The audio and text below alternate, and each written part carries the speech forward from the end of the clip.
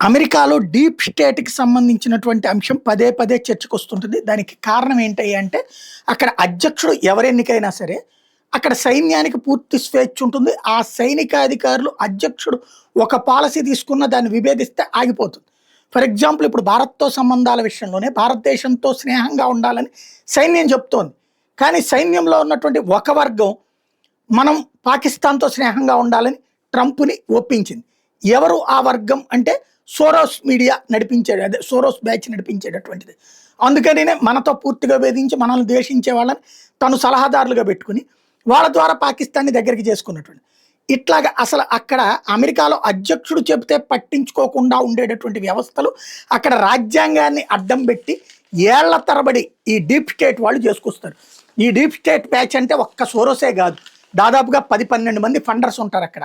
వాళ్ళే ఏ దేశంతో యుద్ధం చేయాలి, ఏ దేశంతో యుద్ధం చేయకూడదు ఇవన్నీ డిసైడ్ చేస్తారు.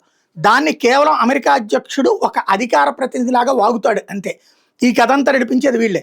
రష్యాతో యుద్ధం వాళ్ళే చేపిస్తారు, లేకపోతే కనుక చైనాతో యుద్ధమైనా వాళ్ళే చేపిస్తారు, లేదా ఉక్రెయిన్తో యుద్ధమైనా వాళ్ళే చేపిస్తారు. ఏదైనా సరే వాళ్ళే చేపిస్తారు.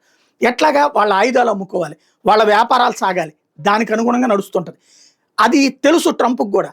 తెలిసి అట్లాంటిది ఆపాలని ప్రయత్నిస్తే, అతను అట్లాంటి వాళ్ళ మీద యాక్షన్ తీసుకోవడానికి ప్రయత్నిస్తే, ఆ దేశపు చట్టాల ప్రకారం గత 70 ఏళ్లుగా వల్ల కావట్లేదు. 1930 నుంచి అనాలి. ఓ రకం చెప్పాలంటే దాదాపు 100-120 ఏళ్లుగా వల్ల కాంది. ఇప్పుడు ట్రంప్‌కి వాళ్ళ సుప్రీం కోర్టులో ఒక అద్భుతమైన తీర్పు వచ్చింది.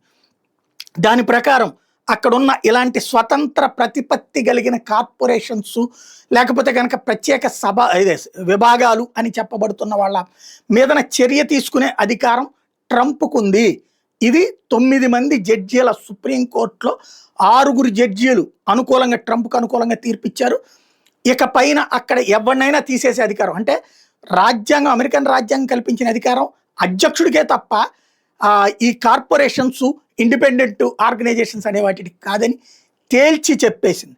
తద్వారా ఇక ట్రంప్ యాక్షన్ తీసుకోవడానికి సంపూర్ణ అధికారాలు లభించినట్టయింది. ఇప్పుడు నిజాయితీగా దమ్ముతో అతను నడుపుతాడా, ఈ ట్రాప్లోనే ఉంటాడా అనేది చూడాలి.